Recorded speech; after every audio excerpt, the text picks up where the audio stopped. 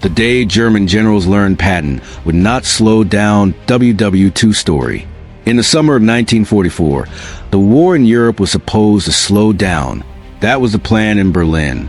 That was the assumption in Paris. And even many Allied commanders believed it. After Normandy, the German army was expected to retreat in order, regroup behind rivers, rebuild its shattered divisions, and turn France into a long defensive nightmare. But one man refused to follow that script. George S. Patton did not believe in pauses. He did not believe in careful advances. He believed in speed so violent that the enemy never had time to think. And on one single day in August 1944, German generals finally understood something terrifying. Patton would not slow down, not for fuel shortages, not for broken supply lines, not for orders from cautious superiors, not even for the laws of modern warfare. To understand why that realization shook the German high command, you have to understand what kind of war they expected and what kind of commander Patton truly was. The Wehrmacht had built its entire doctrine on movement. Blitzkrieg was their invention. For 5 years, they had defeated enemies by doing exactly what Patton was now doing to them, moving faster than logic allowed. German generals believed they understood speed. Then they met Patton.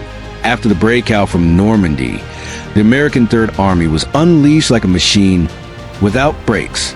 In just 2 weeks, Patton's forces traveled farther than entire campaigns in the First World War. Towns fell before German commanders. Even new Americans were nearby. Headquarters woke up to find enemy tanks already in the streets. Messages sent to reinforce positions arrived after those positions had already collapsed. One German officer later admitted, "We were not fighting an army. We were fighting a storm." By mid-August, Field Marshal Gunther von Kluge, commander of German forces in the West, faced reports he could not believe.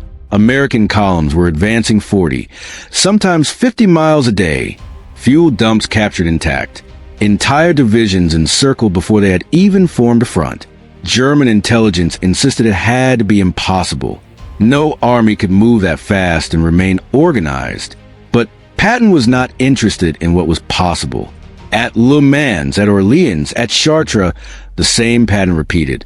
German units prepared defensive lines only to see American reconnaissance jeeps appear hours later.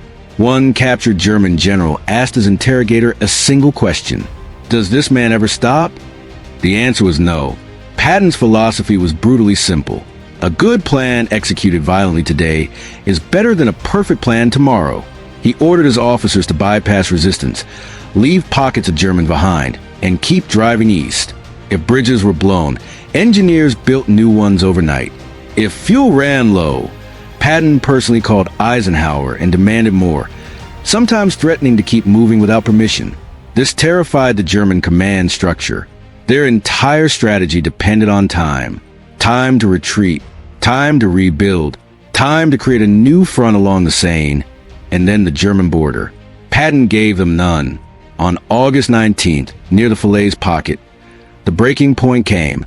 German armies in Normandy were already collapsing under British and Canadian pressure from the north and American forces from the south.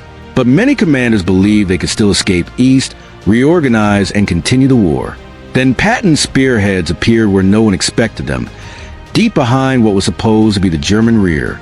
Radio intercepts from that day show panic at the highest levels. Orders contradicted each other. Divisions were told to hold positions that had already been lost. Supply columns drove straight into American tank formations. One German staff officer wrote in his diary, "The enemy does not advance. He floods." For men trained in rigid Prussian doctrine, Patton looked less like a general and more like a force of nature. Even his own allies struggled to keep up. Bradley worried Patton was outrunning his supplies. Montgomery complained that the American was reckless. Logistics officers said the Third Army was consuming fuel meant for the entire Allied front. Patton ignored all of them. He told his staff, "We are going all the way to Germany, and we are going now." German generals had faced bold commanders before. Zhukov was relentless. Montgomery was methodical. But Patton was something different. A gambler who treated war like a pursuit rather than a battle. The moment of realization came when German 7th Army attempted a planned withdrawal toward the Seine. They expected at least a week. Patton gave them 2 days. American armor cut roads, seized bridges, and turned organized retreat into a race for survival. Whole German corps disintegrated into wandering columns of exhausted men.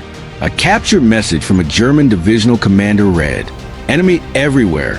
Situation unclear. Request instructions." There were no instructions left to give. That was the day German generals learned the truth. They were no longer fighting a normal campaign. They were being hunted. Patton's advance shattered more than divisions. It shattered confidence. Officers who had believed in ultimate German recovery began speaking openly of defeat. The myth of an orderly withdrawal died on French highways filled with burning vehicles. By the end of August, Paris was liberated. The Seine crossed, and the road to the German border wide open. What should have taken months had taken weeks. And in German headquarters, the name Patton became synonymous with disaster.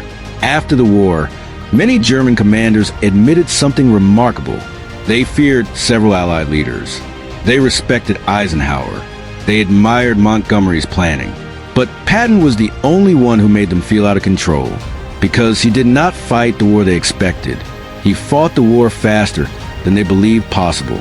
That single day in August 1944, when reports flooded into American columns everywhere, when maps became useless, when retreat turned to chaos, was a moment the Wehrmacht understood. The initiative was gone forever. Germany had built its empire on speed, and now it was being destroyed by a man who was faster. Patton would not slow down, and the Third Reich would never recover from that fact. German generals had built their careers on controlling the rhythm of war. They believed victory belonged to the side that dictated tempo. For years, that side had been Germany. Now, for the first time, they were the ones gasping for breath. Patton did not just defeat divisions. He defeated expectations, timetables, and the very logic of German strategy. Every mile his tanks rolled east carried more than steel and gasoline. It carried a message Berlin could no longer ignore. The war had changed owners. Officers who once spoke of counterattacks now spoke of survival. Maps once filled with confident arrows became covered with desperate question marks. The German army, which had conquered Europe by movement, was now being destroyed by movement. And at the center of that storm was a man who believed hesitation was a sin. Patton often said, "Wars may be fought with weapons, but they are won by men." In France, he proved something even more frightening. Wars can also be won by speed so brutal it breaks the enemy's mind before it breaks his lines. By September, the Third Army was already staring at the German border. The Reich that had promised 1,000 years was now counting its remaining months. Factories still produced tanks, and soldiers still filled uniforms. But the confidence, the invisible armor of victory, was gone. German generals would later admit in interrogation rooms that this was the true turning point. Not a single battle, not a single city, but the moment they understood they could no longer slow the man coming from the west. From that day forward, the Wehrmacht was no longer planning how to win. It was planning how to delay the inevitable. And delay was the one thing Patton never allowed. History remembers many commanders of the Second World War, but only one forces enemy to realize, in a single terrible instant, that the old rules no longer applied. The day German generals learned Patton would not slow down was the day the road to Germany truly opened. And once that road was open, there was no closing it again.